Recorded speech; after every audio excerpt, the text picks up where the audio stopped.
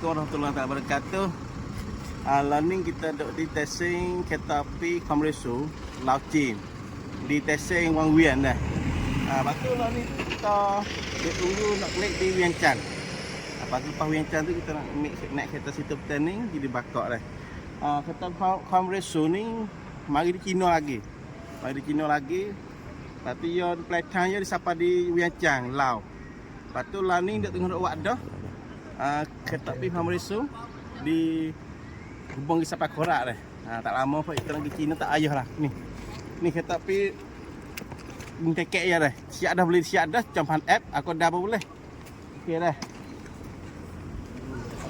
Abdul Hak jalan tengok Kita tengok orang Purisa ni banyak tancak. Tancak ramai benar tancak. Sebab kereta ni Komresu ni yo sapa di mek di Cina sapa Lao. Lepas tu kereta api Komresu ni yo akan buat sapa masuk di sini dah. Lah ni dah buat dah jalan. Mek di Vientiane sampai di Korak dah. Ni suasana kita pantai sini yo. Okey dah. Kita masuk dalam ke mana?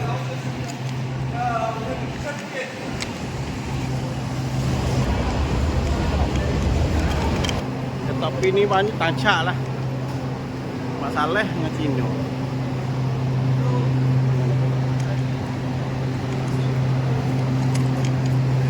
Kita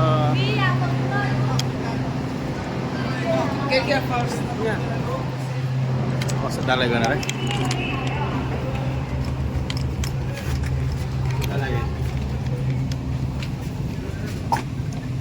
Sebaik banyak.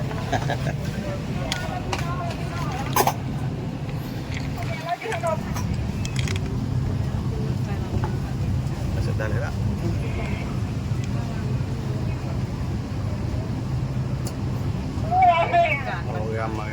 Ramai. Duk pinggir belah kita ni. 快递，哪位旅客刚上车？先往里面走一下，往里面走。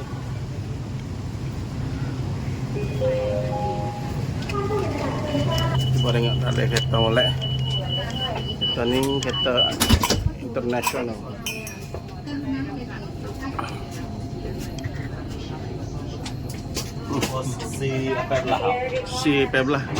C18B. Ya, isi di kereta noh.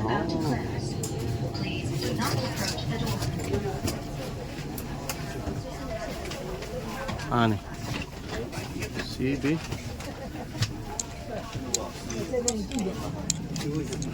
Tengok. Yes.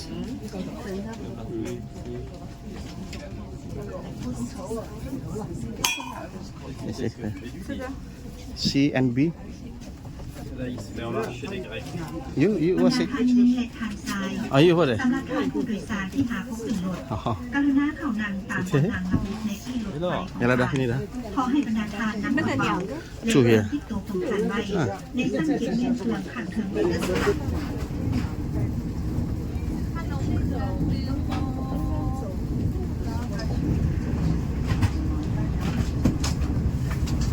Oh, salah gua boleh.